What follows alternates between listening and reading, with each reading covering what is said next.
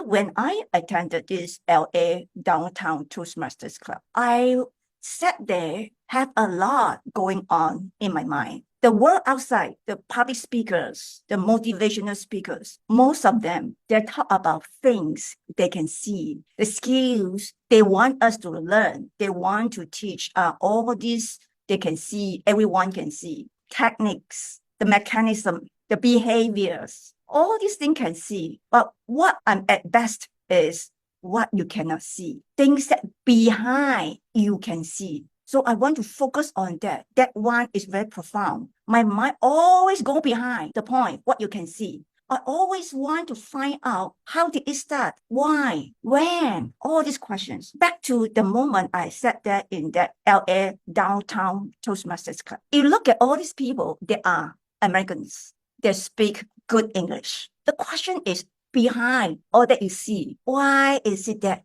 they have no confidence to speak in front of the audience? They speak good English. They should have confidence. Why is it that they have no confidence? Now, from this point, I want to dissect public speaking from the invisible aspect. Then I analyze. I notice, I watched them, how they spoke when they came out, stood in front of the audience, all these things. Then I saw that in public speaking, we have the invisible part about thinking our brain.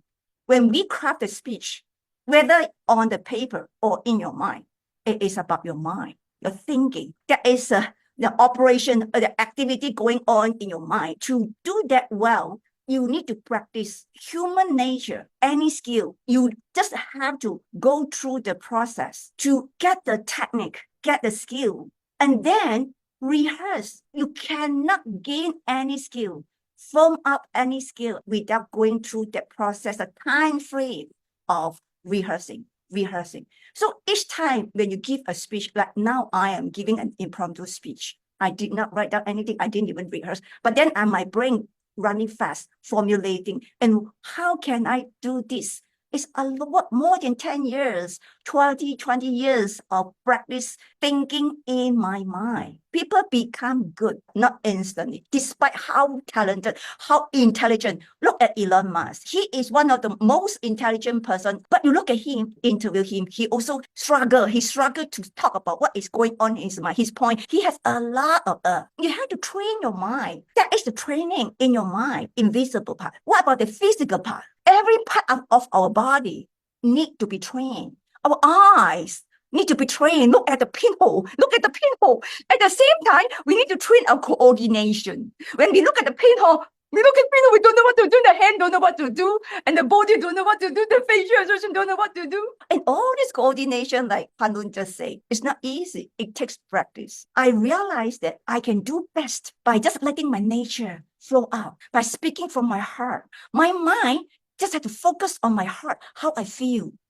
And then I have to have the ability. Of course, you have to train yourself enough that you have the articulation ability. And when you have that articulation ability, automatically, anything your mind sense from your heart, even from your mind, you can articulate it clearly. I have been thinking about why people don't keep to what they started. I'm the kind of person, I focus very, very, very strongly because when I started something, I want to make sure it finishes and achieve what I want to start. I'm the kind of person. That is called persistency. Persistency is what you see. Andrew said, Elysia never give up. Elysia will always want to achieve everything she started. But what he didn't know is my stubbornness about what I started, because I don't simply start something. I joined Toastmasters because I knew public speaking is the skill that I definitely need to excel, to move up. I believe that. So that's another key point.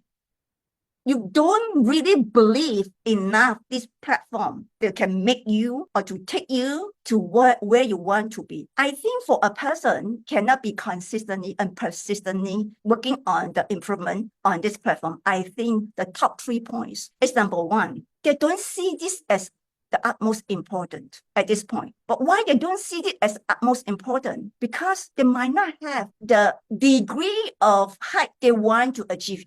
They might think, so long I can speak in front of the audience, so long I can talk comfortably, that is good enough. To me, that's not good enough. I want to catch your attention. I want to be able to compare myself to the world-class speaker. So if you have that kind of high expectation, high standard in your mind, you will want to get there. The last one is, if you did not see this is very important, and if you do not set a high standard to yourself, it is because the third point, your mind is not clear enough. You don't see it clear enough. This is important to you. When you get to the level, you really need it. For example, when you promote to manager a leadership position, suddenly, oh, I need leadership, I need public speaking skills, and then you start too late, right? This thing take time. So opportunities is for those who are ready. How do you visualize yourself? Do you visualize yourself just be like that, mediocre? Or do you envision yourself to be one of the top? And you have to be ready for that top position. You need to have that kind of quality, that tools with you, so that when the opportunity comes, take it on. And when people see you with this quality, people will give it to you. This is another angle. I hope this will really help you and add value to you. Okay?